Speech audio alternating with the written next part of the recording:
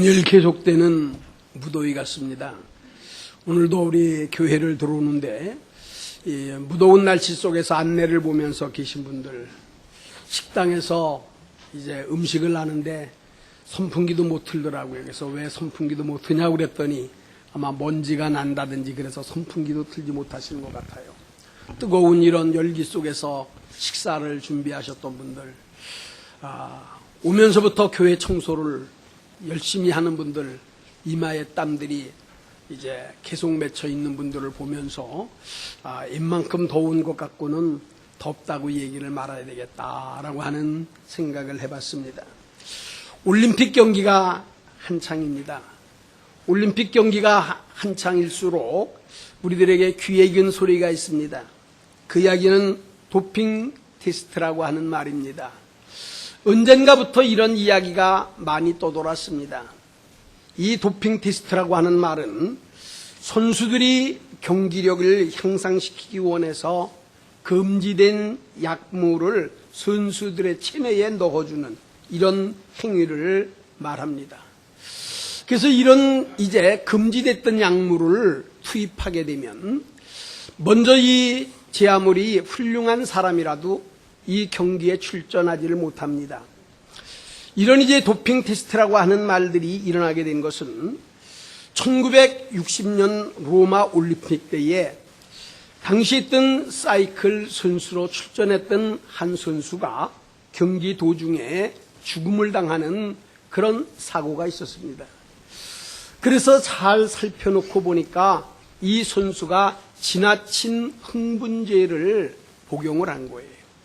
그래서 이 흥분제를 복용하고 사이클을 타다가 죽임을 당하는 일이 있어서 당시에 있었던 올림픽의 위원들이 앞으로 이런 약물을 먹혀서는 안 되겠다라고 생각을 해서 1968년에서부터 약물 검사를 실시하게 되었습니다. 그래서 이 약물 가운데서는 금지된 게 있어요. 그래서 이런 몇 가지에 대한 약물들은 이제 사람들이 복용한다든지 아니면 주사로 투입을 해서는 안 된다. 이렇게 결정을 하고 올림픽이 이제 진행되기 전에도 그리고 각 나라별로라든지 특별하게 이 검사를 하기도 하고 그리고 이 모든 올림픽 경기가 끝난 이후에 제 아무리 성적이 좋아도 그 몇몇 사람들을 이렇게 지명을 딱 해서 검사를 하게 됩니다. 그래서 이 검사에 이제 이 저촉이 되어져 가면 어려움을 당하고 또 이제 자기의 모든 이 성적도 잃어버리는 수를 보게 됩니다. 1998년 서울 올림픽 때가 있었습니다. 그때에 카나다 선수에 썼던 100m를 금메달을 땄던 벤 존슨이라고 하는 사람이 있습니다. 아마 지금으로 놓고 보고 그러면 100m를 번개처럼 달린다라고 하는 볼트 이상 갈 정도로다가 그 당시에 벤 존슨 그러면은요 모르는 사람이 없을 정도로 대단히 유명했던 선수입니다. 그가 100m에서 금메달을 딴 이후에 바로 도핑 테스트, 약물 검사에 이제 걸리게 됐습니다. 그래서 그는 땄던 이런 금메달도 다 반환을 하고 그 이후로부터는 하락세를 걸었던 것을 볼 수도 있기도 합니다. 이제 이 축구의 가장 영웅이라고 할 수 있을 만한 아르헨티나에 대한 마라도나가 있습니다. 마라도나 그러면 아마 지금들도 한동에 보셨던 분들은 그 선수를 기억할 겁니다. 키는 아주 조그마하고 어깨는 딱 벌어지고 아주 당당해서 그를 가르쳐서 탱크 같다고 그랬습니다. 그냥 축구하는 것을 놓고 보고 그러면 정말 그 단단한 몸을 가지고 적빈을 휘는 거 보면 대단했던 마라도나 선수가 1994년도에 도핑 테스트에 걸리게 됐습니다. 그래서 아르헨티나의 선수로 출전하지를 못하게 되어서 그 당시에부터 이제 이 축구 강국이었던 아르헨티나가 뭐 지금도 물론 잘하기는 합니다만은 많이 쇠퇴하는 일들이 일어나기도 했습니다. 외국의 일들만 아니라 우리나라도 박태환 선수가 있습니다. 우리나라 박태환 선수는 수영계에서는요 어떻게 보면 조호련 선수 이후로는 가장 그래도 촉망받던 그런 선수입니다. 그도 이 약물 검사에 걸리게 됩니다. 본인은 하지 않았고 우리가 잘 몰랐다라고 여러 가지에 대한 이야기가 있었습니다만은 이런 한 번에 대한 문제는 그에게는 굉장한 치명타를 안게 되어서 올해에 그가 이제 올림픽 경기에 나가기는 했지만은 주종목 400m에서 놓고 보니까 본선도 진출하지를 못하는 어려움을 겪더라고요. 이런 문제들은 운동을 하는 경기자들에게만 그런 게 아니었습니다. 수많은 사람들이 이런 이야기를 하지만 이제 이런 이야기를 들어가면서 우리가 신앙생활을 하는 우리 신앙을 생각하는 믿음의 사람들에게도 항상 이러한 약물 검사와 같았던 이런 어떠한 우리들에게도 꼭 검사할 만한 것이 있고 테스트 행해야 될 만한 일들이 있습니다. 성경에서 놓고 보고 그러면 우리 신앙인들을 가리켜서 너희들이 이런 일들은 절대로 해서는 안 된다라고 하는 말씀이 있습니다. 많은 말씀들이 있지만 그 가운데 하나가 갈라디아서 5장 10절에 있는 내용의 말씀으로서 이 갈라디아서 5장 10절에 있는 말씀은 육체의 일은 분명하다. 이렇게 얘기하면서 이러한 육체의 일을 행하는 것이 15가지를 이렇게 기록을 해 놓습니다. 그래서 그 15가지에 대한 일들을 육체의 일이라고 하면서 그 육체의 일은 음행과 더러운 것, 호색과 우상을 숭배하는 것, 주술과 원수를 맺는 일들, 분쟁과 시기와 분내는 일들, 당을 짓는 것과 분열하는 일들, 이단과 투기하는 일들, 술 취함과 방탕하는 일들, 15가지에 대한 이야기를 하면서 이런 이 모든 일들을 행하는 사람들은 하나님의 나라를 유업으로 받지 못한다. 제 아무리 올바르게 잘했다라고 할지라도 세상의 육체에 속했던 여기에 속해 있었던 일들을 행한 사람들은 하나님의 나라에 결과적으로는 들어갈 수가 없다라고 이렇게 바울 사도는 갈라디아 교회에게 말씀을 한 것을 봅니다. 그 외에도 우리들에게 금지된 게 참 많이 있습니다. 신앙생활을 해가면서 이런 일들은 여러분들이 결코 해서는 안 된다. 이런 내용의 말씀입니다. 그 가운데 하나가 오늘 신명기 8장에 나타나 있었던 이스라엘 백성들이 가나안까지 정복을 하고 그리고 이 가나안의 생활이 굉장히 풍요로웠습니다. 가나안에 있었던 모든 사람들을 다 쫓아냈습니다. 그리고 적과 꿀이 흐르는 가나안 땅에서 풍요롭게 잘 살게 될 때에 하나님께서 오늘 이 이스라엘 백성들에게 이렇게 권고하신 말씀이 있습니다. 그것을 하나님이 이스라엘 백성들에게 이제 그들에게 검사하는 테스트하시는 내용입니다. 그 내용은 바로 교만입니다. 그래서 오늘 본문에 있는 말씀의 내용을 놓고 보면 하나님께서 이스라엘 백성들에게 지금까지 귀한 일들을 해주셔서 먹어서 배부르게 만드시고 집을 짓고 거주하게 해주시고 소와 양들이 번성하게 하시고 은과 금이 중식되게 하시고 내 모든 소유가 다 풍부하게 될 때에 하나님의 놀라우신 은혜로 말미암아 하나님의 사랑으로 이렇게 넉넉하고 풍부하게 됐을 때 그때에 오늘 14절 말씀에 말씀하기를 내 마음이 교만하여 하나님 여호와를 잊어버릴까 염려하노라. 풍요롭게 됐을 때입니다. 먹고서 배가 부릅니다. 집이 좋아서 안전하게 삽니다. 소와 양들은 번성을 했습니다. 금과 은은 증식됐습니다. 모든 소유가 풍부하게 됐습니다. 그랬을 때에 특별히 조심을 해야 된다. 그게 뭐냐 하면 바로 교만입니다.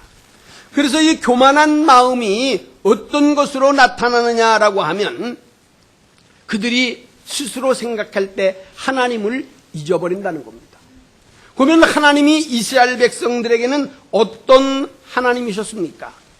14절 후반절로부터 보면 이렇게 말씀합니다. 애굽 땅 종되었던 집에서 이끌어내신 분입니다. 하나님은 애굽에서부터 이끌어내신 분입니다. 15절에는 너는 인도하여 광대하고 위험한 광야 불뱀과 전갈이 있고 물이 없는 건조한 땅을 지나게 하셨으며 너를 위하여 단단한 반석에서 물을 내셨다. 그러니까 하나님께서 애굽에서부터 인도해 내실 때에도 홍해를 건널 때는 육지같이 건너는 하나님의 역사가 이루어지게 됐습니다. 애굽에 대한 군사들 제 아무리 강한다라고 할지라도 수장시켜 버리신 분입니다. 광야에는 위험한 일들이 항상 쌓여 있었습니다. 거기에는 전갈이 있었습니다. 불뱀들이 있었습니다. 낮에는 정말 말할 수 없는 뜨거운 태양빛 때문에 사람이 활동하기가 어려웠습니다. 밤에는 날씨의 변화로 추워서 견딜 수가 없었던 겁니다.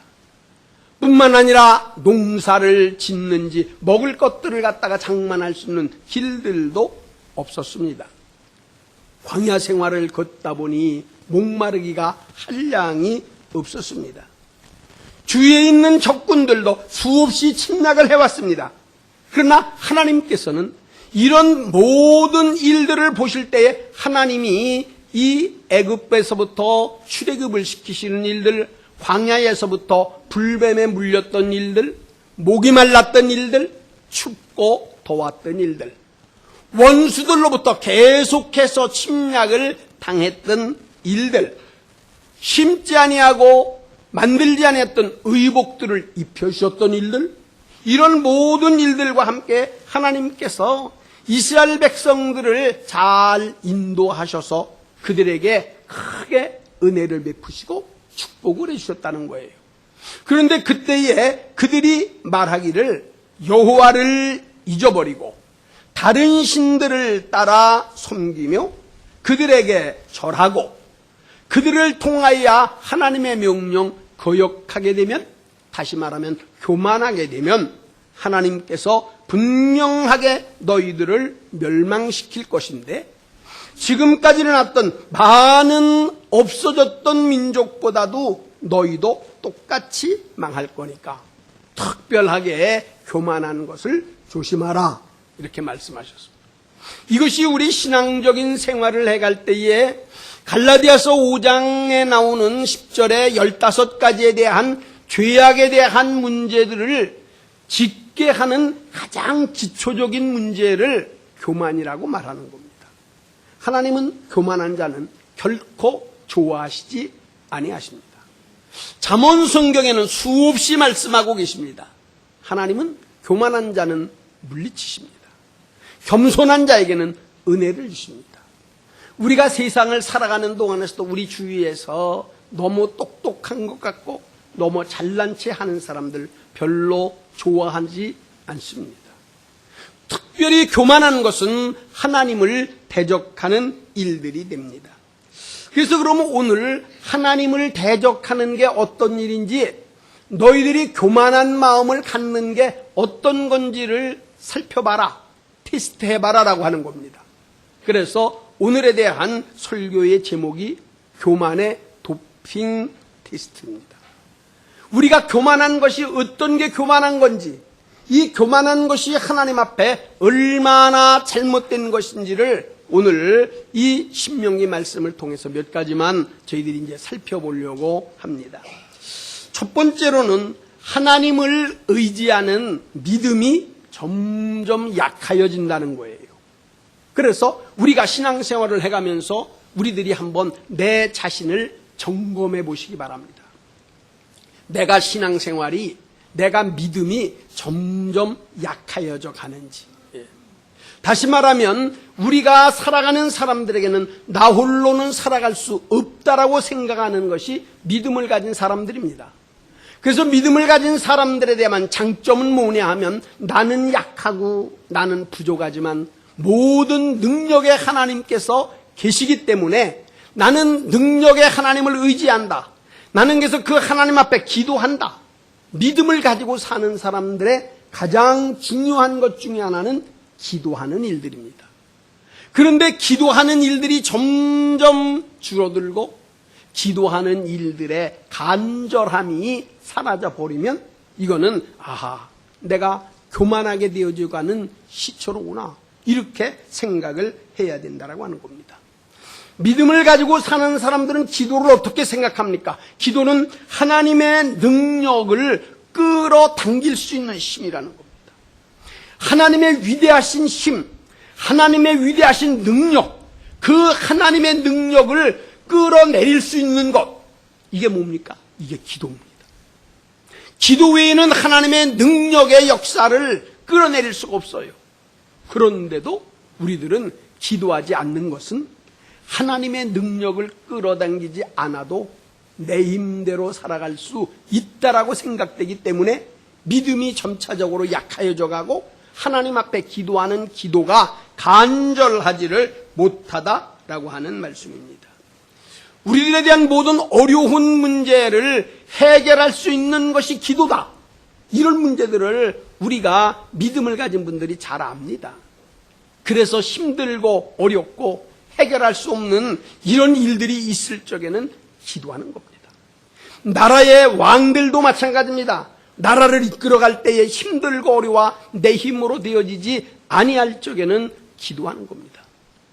미국의 16대 대통령 남북전쟁이 있었을 때에 링컨이 하는 말은 나는 하나님 앞에 기도할 수밖에 없다. 내가 오직 이러한 어려운 가운데 할 수 있는 일은 하나님 앞에 기도하는 일이다. 그러면서 하나님 앞에 기도했던 사실들을 압니다. 기도는 능력입니다. 그런데 기도하는 일들이 점점 줄어들고요. 하나님을 의지하는 믿음에 대한 척도가 약해지는 것은 내가 교만해지는 거로구나. 이렇게 우리들이 알고 다시 한번 우리가 굳건한 믿음을 소유하고 그 믿음을 가지고 하나님 앞에 나아가야 될 것으로 생각하면서 오늘 우리 사랑하는 대중교회 성도 여러분, 하나님 앞에 믿음의 역사가 기도가 간절한 게 떨어지지 않았는지를 이 시간 꼭 살펴 되찾고 하나님 앞에 힘써 기도하시기를 예수님의 이름으로 축원합니다. 요한복음 15장에 놓고 보면 포도나무 비유가 있습니다. 예수님이 포도나무십니다. 가지는 포도나무에 붙어 있을 때에 열매를 맺습니다. 제 아무리 좋은 가지라고 할지라도 포도나무에 붙어 있지 않는 가지는 열매 맺지 못합니다.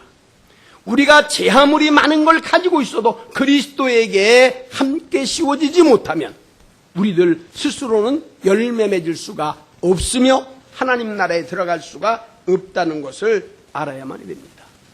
일찍이 하나님의 성전을 지어놓고 하나님 앞에 기도했던 솔로몬은 역대하 7장 14절에 그렇게 얘기합니다. 하나님, 내 영혼이 겸비하여 하나님 앞에 무릎을 꿇고 하나님의 성전을 향하여 기도하는 일이 있다라고 한다면 하나님은 기도를 들으시고 하나님이 고쳐주실 줄로 압니다.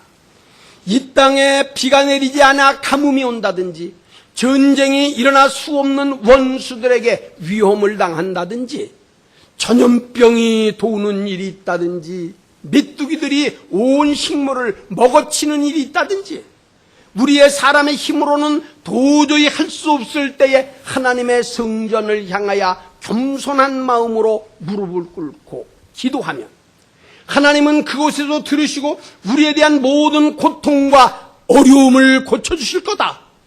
기도했던 솔로몬의 기도는 지금도 변함없이 응답될 줄로 믿습니다.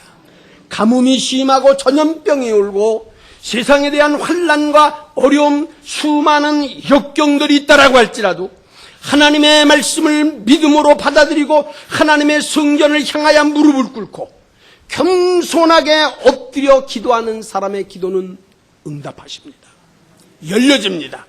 하나님의 능력을 끌어내릴 수가 있습니다. 두 번째로 오늘 신명기에 말씀하는 교만한 것이 어떤 건가를 너희들이 잘 테스트, 다시 말하면 시험하여 보려면 하나님 앞에 감사에 대한 척도가 얼마인지 그걸 좀 알아보라는 거예요. 감사하는 마음이 점차적으로 많아지는 사람들은 하나님 앞에 점차적으로 겸손해질 수밖에 없습니다. 그런데 감사하는 생활이 점점 줄어듭니다. 감사에 대한 척도가 절절하지를 못합니다. 정말 우리가 신앙생활을 해오면서 하나님의 은혜가 너무나도 감사해서 밤과 낮을 가리지 아니하고 하나님의 은혜 너무나도 고마워서 하나님이 나 같은 죄인을 살려주셨노라고 많은 분들이 정말 그리스도 예수의 구원받았던 문제들을 그러면서 감사하고 지워졌던 일들이 있습니다. 신앙생활을 이렇게 처음으로 했었을 때에 상대원, 지금도 상대원동이 있는데 그 지역에서 나오는 한 여자 성도가 있었습니다. 이분이 이제 요즘 말로 하고 그러면은 간질이 있는 분이에요. 간질. 그런데 그분이 전도를 받고 예수를 믿기 시작을 했어요. 얼마 있지 않았는데 그분이 예수를 이렇게 잘 영접을 하고 그리고 정말 이제 구원받았던 게 있는데 그분한테들 가서 한번 가니까 그때는 전부 다 아궁이에 불을 이렇게 뗄 때입니다. 근데 그분이 찬송가를 그전에는 208장 했었어요. 요즘에는 저도 이렇게 바뀌었는데 그때는 나 같은 죄인이 용서함 받아서 찬송했습니다. 근데 그분이 이 불을 떼면서 그렇게 찬송을 하는 거야. 나 같은 쌍년이 구속함 받아. 그렇게 찬송을 나 같은 쌍년이. 나 같은 정말로 어떻게 놓고 보면 이제 이렇게 정신적으로나 아니 놓고 보고 그러면 이제 마귀에게 사로잡힌 나 같은 쌍년이 하나님 앞에 구원받아서 씌워지는 게 너무 감사해서 그러면서 이제 이 부직갱이라고 하잖아요. 부직갱. 그걸로 쳐가면서 찬송을 하는 소리를 듣고 그때 가봤던 분들이 하나님의 은혜는 감사죠. 감사가 떨어져 버려요. 감사가 식어져 버려요. 하나님 앞에 감사가 절절하지를 못합니다. 적은 일에도 감사해야 되는데 큰 일을 맡고도 감사하지 못합니다. 감사하는 일들이 약하여져 가면 이것은 내가 하나님 앞에 교만해지는 과정이구나 이렇게 생각하실 수 있기를 바랍니다. 하나님의 은혜를 감사해야 됩니다. 부모님의 은혜를 감사해야 됩니다. 세상을 살아가는 모든 사람들을 볼 때마다 감사해야만이 됩니다. 우리 모두는 세상에 빚을 지고 사는 사람들입니다. 누구에게나 빚지고 사는 심정으로 사람들을 만나볼 때마다 감사하고 기뻐해야만이 된다는 것을 우리는 알아야만이 됩니다. 로마서 1장 21절은 말합니다. 하나님을 알되 하나님으로 영화롭게도 아니하고 하나님 앞에 감사치도 아니하고 오히려 그 생각이 허망하여져서 미련한 마음이 어두워졌다. 하나님 앞에 감사하지도 못하고 하나님께 영광도 못 돌리고 하나님 앞에 씌워지지 못하고 마음이 어두워져서 씌워졌던 상태는 교만의 시작입니다. 사랑하는 성도 여러분, 하나님 앞에 감사가 줄어들었습니까? 감사보다는 왜 그런지 자꾸만 불평과 원망이 나타난다면 이것도 교만의 시체로 알아야 되고 이런 모든 시작은 결과적으로 하나님 나라에 들어가지 못하는 것이 된다는 것을 꼭 아시고 다시 한번 감사를 되찾아 하나님께 영광 올리시기를 예수님의 이름으로 축원합니다. 세 번째입니다. 세 번째는 순종할 줄을 모른다는 겁니다. 오늘 본문에 있는 말씀은 말합니다. 여호와를 잊어버리고 여호와의 말씀대로 순종하지 아니한다라고 하는 겁니다. 신앙의 첫걸음은 순종입니다. 우리 예수님께서 누가복음 5장 4절로부터 5절에 우리 예수님이 고기를 잡는 베드로, 전문적인 베드로에게 말씀하시는 적이 있습니다. 베드로는 갈릴리에서 태어나서 평생을 고기를 잡는 사람이었습니다. 그가 고기를 잡는 일들은 그의 전문적인 일이었습니다. 그런데 밤이 맞도록 고기를 잡는데 그날따라 한 마리도 잡지를 못했습니다. 그때 예수님이 오셨습니다. 그러면서 시몬에게 말씀하셨습니다. 시몬아, 밤새도록 고기를 잡았느냐? 선생님, 밤새도록 그물을 던졌는데 고기는 잡지를 못했습니다. 그러냐? 그러면 깊은 데로 가서 그물을 한번 던져보아라 말씀하셨습니다. 이제 베드로, 시몬은 아마 그 예수님의 그 말씀은 순종하는 마음이 없으면 참으로 우스운 얘기입니다. 선생님, 내가 나면서부터 고기 잡는 사람이에요. 이제 이 갈릴리 바다라고 그런다면 내 손바닥에 있습니다. 몇 시에는 고기가 어느 쪽으로 모이고 몇 시에는 어떻게 했는지 내가 잘 아는데, 아니 예수님 30여 년 동안 목수하시는 아버지 밑에서 목수리나 돌보시고, 이제 뭐 하나님 일 하신다고 하는 건 몇 년 됐다고? 아니 고기 잡는 나에게 어디 갔다가 그물을 던지시라고요? 아닙니다. 베드로는 전문적이지만 예수님의 말씀에 그대로 순종하는 겁니다. 따라서 씌워지게 됐습니다. 그때의 고기는 153마리가 잡힙니다. 할렐루야. 하나님 앞에는 순종해야지. 순종하는 일이 자꾸만 멀어져 가면 이거는 교만이 싹 트는 겁니다. 부모님의 말씀할 때에 부모님의 말씀 순종자라는 사람이 언젠가부터는 부모님의 말씀이 자꾸만 거역하게 돼요. 부모님의 말씀에 순종하지 아니하게 돼요. 이것은 부모를 향한 교만의 시작입니다.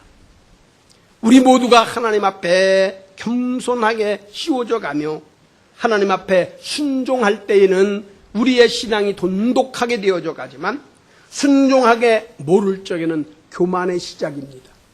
교만은 분명히 하나님이 멸시하시며 하나님이 멸망받을 수밖에 없습니다.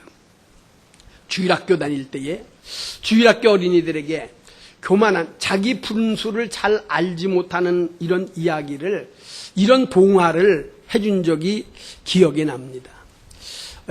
주일학교 어린이들이 지금이야 뭐 참 배우는 것도 많고 여러 가지 아는 것 많은데, 정말 이제 저도 이렇게 주일학교를 할 때만 하더라도 정말 선생님들이 노력하고 선생님들이 이거 잘 듣고 씌워지지 않으면 제대로 가르칠 수가 없더라고요. 그래서 그때는 동화를 하면 어린아이들이 참 기쁘게 그걸 잘 받아들였어요. 그래서 그 자기 분수, 교만하면 안 된다라고 한 때에 이런 동화를 한 적이 있습니다. 나귀가 있어요. 나귀를 집에서 이렇게 잘 키웠습니다. 나귀가 잘 자랐어요. 이제 힘도 있고, 그래서 하루는 이 나귀에게다가 짐을 실었는데, 그 짐이 뭐냐 하면, 이제 그 당시에 있으면은 사람들이 섬기는 신상입니다. 신상. 이건 이제 그때만 해도 그렇게 얘기를 해서 좀 지금 같았으면은 이야기를 조금 바꿔서 얘기할 수도 있는데, 그때는 그냥 듣는 그대로만 하는 거예요. 이 나귀에게 그 나라에서 아주 귀하게 여기는 신을 갖다가 모형을 만드는 걸 갖다가 나귀에다가 태워가지고, 그리고 지금 나귀를 끌고 가는 겁니다. 근데 이 나귀를 끌고 가다 놓고 보니까 이 나귀가 가만히 보니까 자기 앞에서 만나는 사람들마다 이거는 자기 앞에다가 굽실굽실거리고 절을 하는 거예요. 아니 지나가는 사람들마다 다 자기 앞에 굽실거리고 절을 합니다.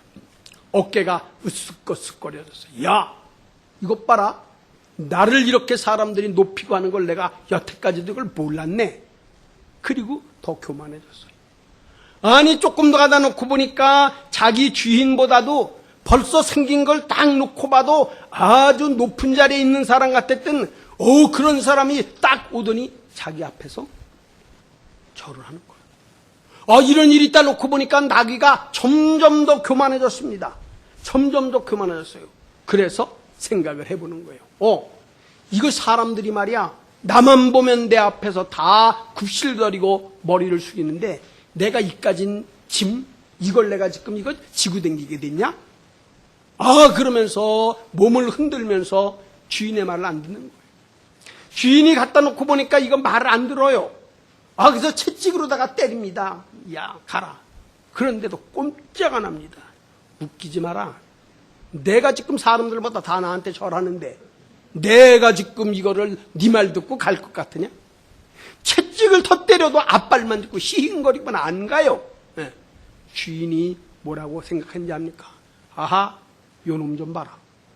여태까지는 잘 먹고 잘 키워서 잘하는 것 같더니 이제 제가 지금 다니면서 이렇게 교만해져서 말 안 되는 걸 놓고 보니까 그 다음에 갈 곳은 어딘지 압니까? 이렇게 이제 얘기를 해서 주일 학생들에게 얘기를 해요. 마지막에 질문을 남겨놔요. 집에 가서 잘 생각해봐. 주인이 이 나귀를 어떻게 했을까? 그 다음에도 잘 먹였을까? 아니면 저 도살장에 갖다 팔아버렸을까? 여기까지도 얘기해 줄 적도 있고 얘기 안 해줄 적도. 사랑하는 성도 여러분, 교만은 패망의 선봉입니다. 나귀만 그런 게 아닙니다. 사람들도 마찬가지입니다. 사람들의 위치, 지위가 높아져 가면 교만해지기 쉽습니다.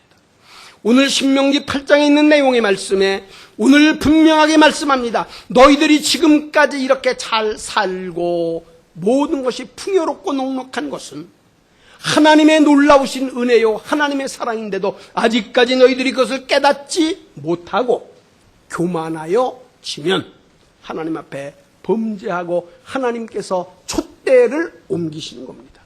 하나님의 강력한 손은 사람들이 제 아무리 쌓아 놓았다라고 할지라도 하나님이 한 번 부시면 순식간에 날아간다는 것을 두려워해야만이 됩니다. 사랑하는 성도 여러분, 하나님은 사랑이십니다. 그러나 하나님은 공의의 하나님입니다. 하나님을 두려워할 줄 알아야 됩니다. 신앙생활을 해가면서 하나님 두렵지 않게 생각하면 교만해지기가 쉽습니다.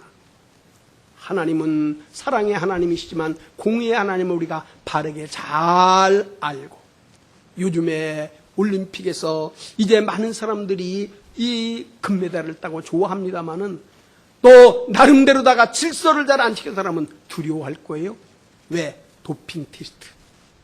금메달을 땄다고 할 때 몇 사람들 딱 지적해서, 그래서 검사를 해서 약물이 나오면 벤 존슨처럼 금메달 뺏기고 그러면서 부끄러움 당할 수밖에 없기 때문입니다. 사랑하는 성도 여러분, 무더운 날씨가 계속되어져 가고 있습니다. 말할 수 없이 어렵고 힘들지만 그래도 우리 하나님이 오늘까지 우리를 사랑하시고 여기까지 우리를 인도하시고 세계에 우뚝 서는 민족을 하셨던 우리 하나님 앞에 더욱 감사하시기를 바랍니다. 기도하시기를 바랍니다. 순종하기를 바랍니다. 이러면 더 좋은 일들은 더 많이 일어납니다. 잘된 사람들이 더 잘됩니다. 지난 주일날 말씀하지 않았습니까? 점점 잘되는 집이 있습니다. 점점 안 되는 집이 있습니다. 점점 흥하여지는 집이 있습니다. 점점 쇠하여지는 집이 있습니다. 점점 부흥되는 교회가 있습니다. 점점 쇠하여지는 교회가 있습니다. 우리 모두가 하나님 앞에 믿음을 바르게 지켜 여러분 개개인이 하나님 보시기에 믿음으로 승리하고 여러분들의 가정 후손이 갈수록 잘되고 하나님 앞에 영광을 올려드리는 믿음의 아름다운 복된 교회 되시기를 예수님의 이름으로 축원합니다. 한 음성으로 잠시 기도합니다. 요즘에는 우리가 교회를 위해서 기도한다라고 하는 내용들을 여러분들이 보신 줄로 압니다. 내 개인의 신앙 그리고 교회의 앞날을 위해서 우리 잠시 한 음성으로 기도합니다. 거룩하시고 자비로우신 주님, 은혜와 사랑을 감사